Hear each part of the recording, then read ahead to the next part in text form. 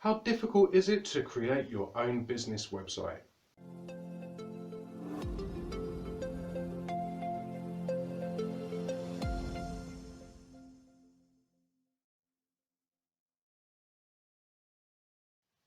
As with most things, how difficult it's going to be really depends on what it is specifically that you're trying to achieve. I could say, how difficult is it going to be for me to cook my dinner tonight? And the fact of the matter is, it depends. What do you want for your dinner? Do you want something that's like a really standard recipe that everyone knows how to cook, beans on toast? Or do you want some cordon bleu stuff that requires like specialist chef skills in the kitchen? If you want something that requires those specialist skills, then you have two options. You have to either develop those skills or hire someone who already has those skills. And it's the same with web design.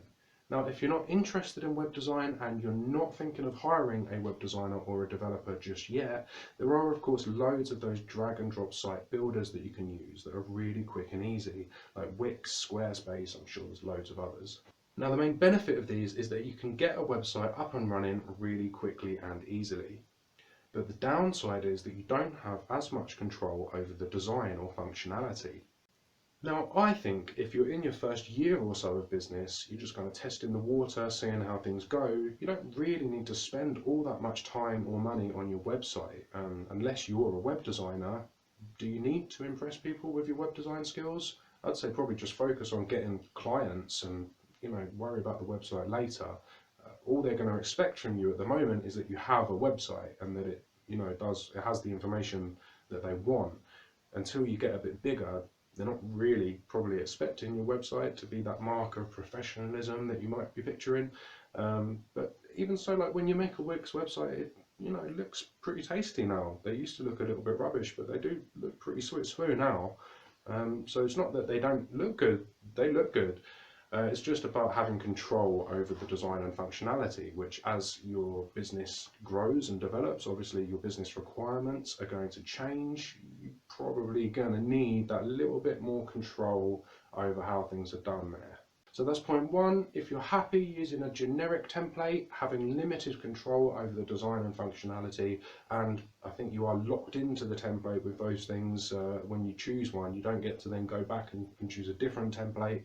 You're locked in, but that might be fine for the first year. And then after the first year, then look at putting yourself into a position where you're not having to rebuild the website from scratch every single time you want some kind of major change to it. And if you're going to want the design and functionality to change over time, whether it be due to seasonal promotions, rebranding, deciding to have an e-commerce shop system to take payments from customers when you didn't have one before, all of that kind of stuff, it will be quicker and easier if you've positioned yourself in the first place for those kind of changes to be quick and easy.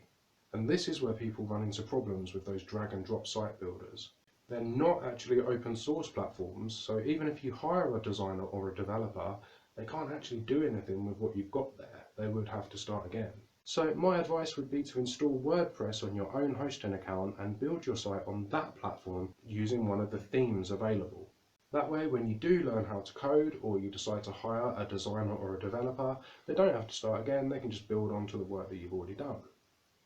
It's still quick and easy. You can still just use a pre-designed template in the first instance, but it puts you in a better position going forward because you've got more control over that design and functionality when you want it. This allows you to develop your website over time rather than being limited in what you can do and then having to start again when you realize what those limitations are.